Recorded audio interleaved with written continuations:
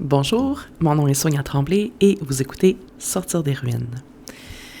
J'ai reçu plusieurs demandes sur différents trucs, dont... excusez, un petit bruit qui m'énerve. Bon.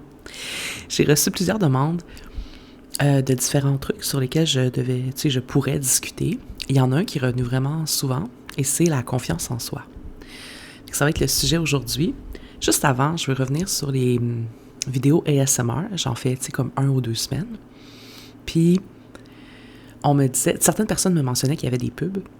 Moi, je suis pas très YouTube, honnêtement. Là, fait que j'ai comme essayé de chercher, je me suis renseignée. Et là, finalement, j'ai réalisé que je ne peux pas enlever les pubs maintenant. Depuis qu'il y a YouTube Premium, je pense...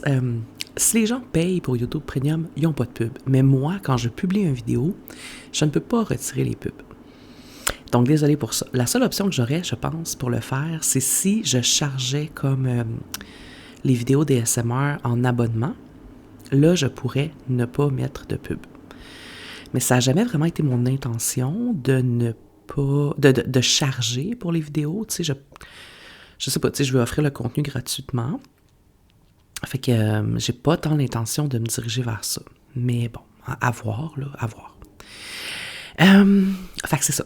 Donc, confiance en soi, c'est un gros sujet, je trouve, honnêtement. Puis, tu sais, moi, le but de Sortir des ruines, c'est de vous partager mon expérience, parler plus longtemps de sujets qu'on aborde déjà sur Instagram ou qui vous intéressent. Fait que je peux vous partager mon expérience et mes pensées par rapport à ça. Après, je trouve que c'est vraiment un cheminement personnel, tu sais, sur... acquérir de la confiance en soi et tout.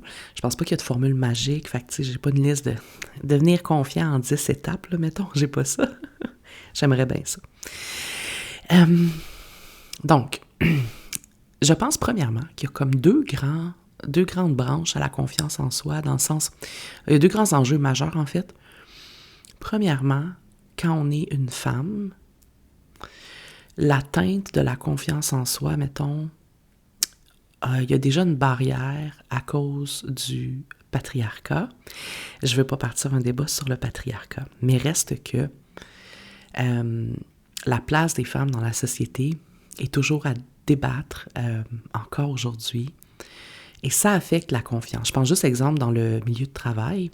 Je sais pas, là, tu sais, il y a une étude, là, tout le monde en parle souvent, j'ai pas les vrais chiffres, là, désolé, mais... Tu sais, ça disait qu'un homme, mettons, va appliquer sur un poste s'il sent qu'il y a, je vais dire, 60 ou 70% des compétences requises pour le poste.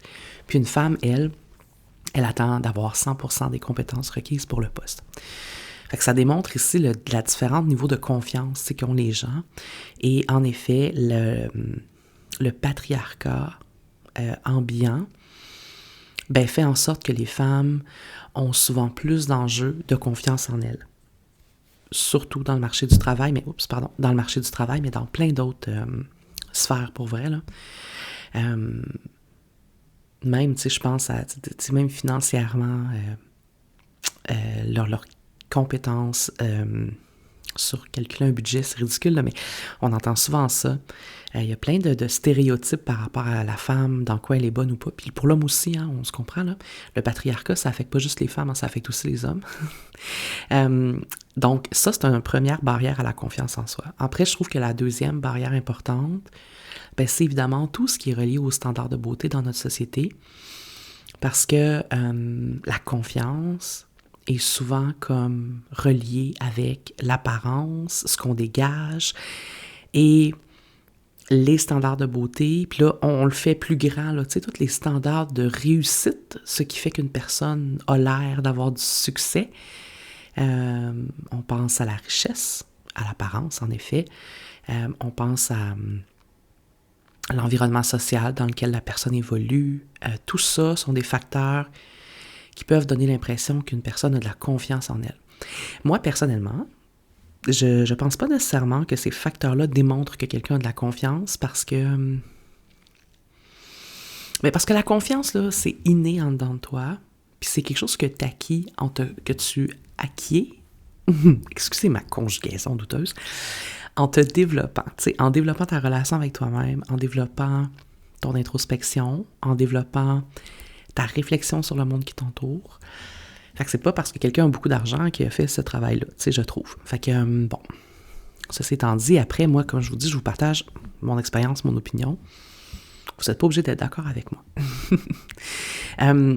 Moi, personnellement, mon aventure avec la confiance en moi, je ne veux pas revenir, mais je ne veux pas refaire le vidéo le passé que j'ai déjà mis en ligne, où j'explique que quand je suis sortie d'une relation toxique, là, j'étais vraiment détruite, puis ma confiance n'était plus là parce que j'avais oublié qui j'étais, là, j'avais plus d'estime et tout. Fait que c'est sûr que ma confiance en moi, je l'ai beaucoup travaillé en sortant de là, tranquillement. C'est pour ça que je dis que c'est le travail d'une vie.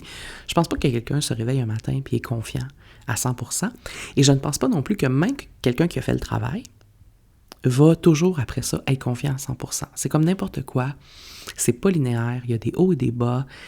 Il y a plein de situations dans ta vie qui vont t'amener à soit gagner de la confiance, soit en perdre. Fait que quelqu'un qui dit « je vais avoir plus confiance en moi », faut pas qu'il se donne comme une date limite, puis un objectif de « ok, ça va vouloir dire que j'ai confiance en moi ». Tu sais, je pense que ça se travaille, puis que tu découvres ta confiance en toi en même temps que tu découvres ta relation avec toi-même. Moi, en tout cas, c'est comme ça que ça a fonctionné. J'ai acquis de la confiance, mais j'ai réacquis de la confiance par le fait de mieux me connaître, de prendre du temps aussi seul avec moi-même, parce que, encore une fois, c'est la meilleure façon d'établir ses limites, d'établir ses valeurs, de réfléchir à ses points forts, à ses points à travailler ou à ses points faibles. On n'est pas obligé de vouloir travailler tous nos points faibles en passant. On est humain. Puis ça acquiert la confiance, parce que plus que tu te connais, moins tu as besoin de la validation et de l'opinion des autres. Et ça, je pense que c'est la ligne à retenir. La confiance en soi vient avec le détachement de l'opinion des autres.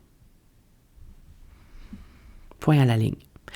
On n'a pas nécessairement, on a tous besoin des fois de validation, de reconnaissance. On a besoin de sentir qu'on appartient à un groupe. Ça, c'est tout correct, là, c'est tout normal. C'est pas noir ou blanc, là, c'est plein de zones grises. Mais reste que plus on va chercher la validation des autres pour se rassurer, moins on va développer notre confiance, selon moi. On le voit dans les effets des entraînements de groupe, de masse, là, pas l'entraînement physique, mais je veux dire les effets de groupe, là, où tout le monde va décider d'aller dans le même sens. C'est plus rassurant, mais est-ce que ça a vraiment fait en sorte que les gens ont réfléchi par eux-mêmes, ont développé leur esprit critique? Je pense pas. Puis la confiance en soi, pour moi, c'est beaucoup ça, parce que j'ai vu, moi, dans mon expérience, avec le temps, plus je me détachais de ce que les autres pensaient de moi, puis plus moi, j'étais à l'aise avec mes agissements puis mes actions, bien, plus la confiance en moi venait justement de moi-même. Tu sais, la validation venait de moi-même. Fait que j'avais pas autant besoin là, que les gens soient d'accord avec moi, et ça ne me fâchait pas autant non plus que les gens ne soient pas d'accord avec moi, parce que justement, moi, là, je pouvais tu sais, encore aujourd'hui, là, tu sais, je peux me coucher le soir en sachant que j'ai fait des trucs en lien avec mes valeurs, puis c'est tout ce que j'ai besoin. Fait que l'estime, la confiance, c'est pas exactement pareil, l'estime et la confiance, mais on s'entend, c'est dans le même bassin, là, viennent beaucoup du fait qu'on est capable de vivre avec nous-mêmes, là, tu sais, puis de faire les introspections nécessaires pour les réflexions. Moi, en tout cas, c'est ce que j'ai découvert avec le temps. Puis c'est sûr que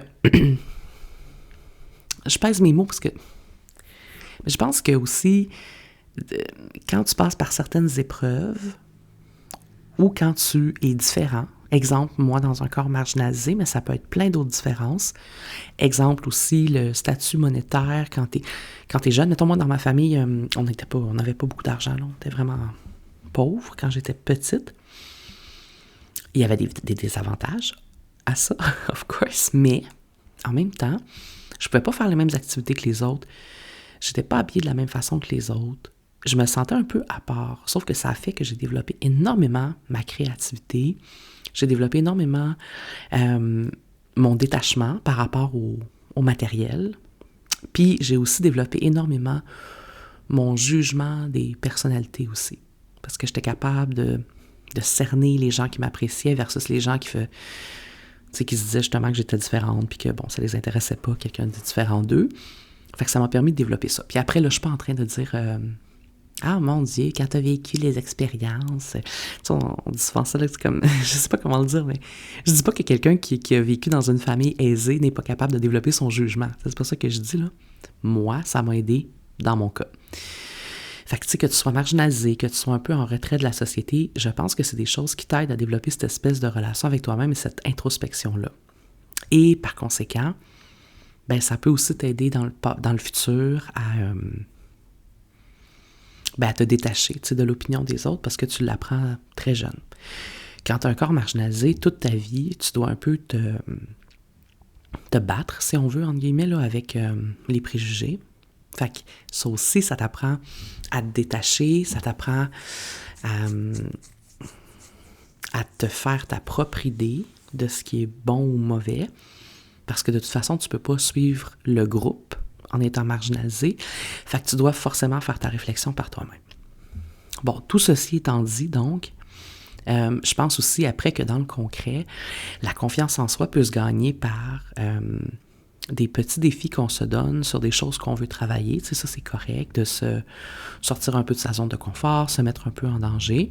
Mais c'est beaucoup aussi par l'entourage. Puis là, mettons qu'on parle des standards de beauté. Ça, on en parle souvent. Fait que je ne veux pas vous donner des choses comme toutes faites, là, mais faire le ménage dans ces réseaux sociaux, suivre des gens qui nous inspirent et non des gens auxquels on se compare. Je pense que c'est super important pour la confiance. Puis aussi vraiment suivre des gens qui vont nous sensibiliser, même s'ils nous confrontent un peu des fois, ça nous permet de développer, encore une fois, notre propre esprit critique et c'est super important pour l'estime de soi. Fait que il y a ça, là, tu sais, qui est comme un truc plus facile, confiance, standard de beauté, mais qui fonctionne super bien.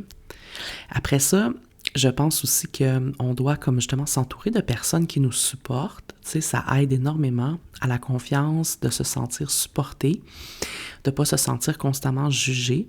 Puis parfois, ça veut aussi dire d'être plus dans la solitude, justement, parce que on n'a pas tous tout le temps la chance, tu sais, d'avoir autour de nous des personnes qui vont nous supporter.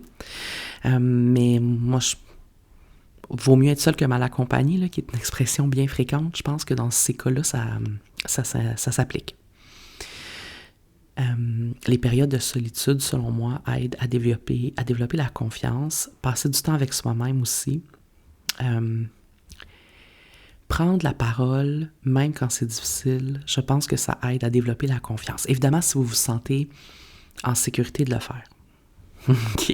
Je veux pas que personne se mette dans des problèmes, là, mais je pense que faire entendre sa voix, ça nous donne confiance en nous, ça nous donne aussi une raison, tu sais, d'être, et ça nous rassure dans nos valeurs, mais encore là, c'est pas tout le monde qui est à l'aise avec ça, fait que c'est correct aussi, là, comme je vous dis, je donne des exemples, mais je pense pas que, tu sais, il y a une recette miracle, là, fait que c'est pour ça que je vous donne des exemples un peu comme sortis d'un chapeau, là. Il n'y a pas vraiment de ligne directrice dans ce que je parle, mais pour moi, c'est tous des exemples concrets de comment développer ça. Sinon, je pense que la confiance en soi, ça peut également être un atout majeur pour des décisions qu'on doit prendre, tu sais, dans notre vie, les grandes décisions. Je reviens un peu sur le couple. Encore là, je pèse mes mots. Tu sais, moi, j'ai une expérience assez particulière. Fait que des fois, quand je m'en vais dire quelque chose, je me questionne justement à me dire, tu sais, mon expérience, c'est pas nécessairement la norme non plus, puis c'est pas nécessairement le chemin à prendre. Fait que je sais pas, mais ce que je veux dire par rapport au couple, là, c'est que j'ai vu souvent dans ma vie des gens être en couple et pas se connaître eux-mêmes. Puis le couple efface un peu des fois le besoin de te connaître parce que tu peux soit t'abandonner pour l'autre personne ou même t'abandonner dans le couple. Tu sais, comme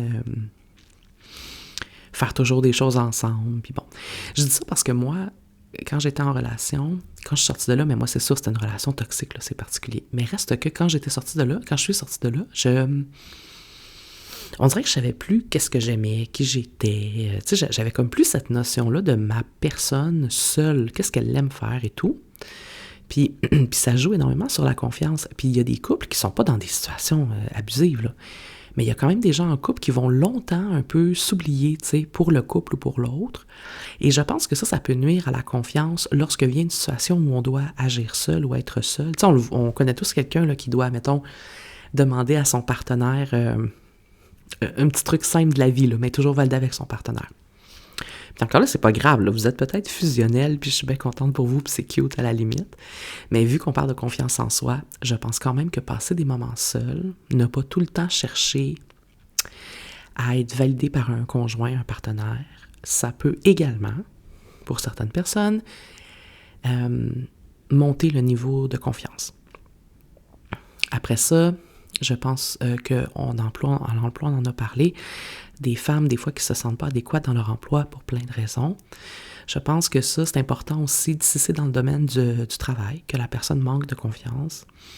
Mais ça peut être intéressant de s'entourer de collègues qui ont un peu le même parcours et qui peuvent mentorer ou partager leur expérience. Tu sais, il y a plusieurs endroits où il y a des programmes de mentorat, entre autres pour les femmes, des programmes de mentorat justement par d'autres femmes qui ont une carrière, mettons, plus longue ou plus avancée dans l'entreprise, qui peuvent partager leur expérience. Fait que ça aussi, ça peut énormément développer la confiance en soi. Après ça, il y a des cas où je pense qu'on doit avoir peut-être besoin de trucs plus professionnels, ce que moi, je ne suis pas, je donne pas, c'est des trucs professionnels.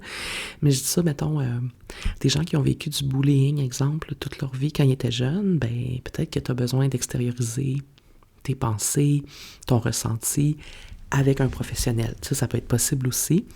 Puis de parler de ça, ça peut faire augmenter l'estime et la confiance. Sinon, le dernier point que j'amènerais sur la confiance en soi, c'est l'honnêteté. Et là encore, là, je mets un bémol. Vous n'êtes pas obligé de dire tout le temps tout ce qui vous passe par la tête. Je ne pense pas que nécessairement que c'est la bonne chose à faire. Mais reste que être le plus honnête possible dans ses interactions, à mon avis, ça aide à la confiance en soi. Parce que si on est aligné avec nos valeurs, forcément, on va dégager plus de confiance, plus de charisme, même si ça peut blesser ou ne pas plaire à certaines personnes. Encore une fois, on reste évidemment dans la bienveillance, la politesse, dans la vie, là, c'est la base. Mais de dire ce que l'autre veut entendre tout le temps ou de ne pas faire entendre son opinion, ben ça amoindrit finalement l'image qu'on a nous-mêmes de soi et forcément, ça nuit aussi en long terme à la confiance. Fait que faire entendre sa voix, donner son opinion, dire non, le dire quand on n'est pas à l'aise avec quelque chose, je pense que ça peut énormément augmenter notre estime et notre confiance aussi. C'est pas mal ça que j'aurais à dire sur comment gagner en confiance. J'aimerais ça vous faire un beau résumé, là. C'est clairement pas une conférence professionnelle là, qui se passe ici. Hein. On est dans le, je vous l'ai dit, là, on est à la bonne franquette. Mais c'est ça, tu sais, j'aurais aimé ça comme... Mais mettons que je choisirais, là, je dirais se détacher de l'opinion des autres, faire entendre sa voix et passer du temps seul pour vraiment se connaître et faire les introspections nécessaires sur qui on est et quelles sont nos valeurs, mettons. Ce seraient les 3 choses que je pense primordiales si on veut développer notre confiance en nous et notre estime de nous. Je le résumerai comme ça. Voilà. Alors, j'espère que c'était pas trop décousu et chaotique.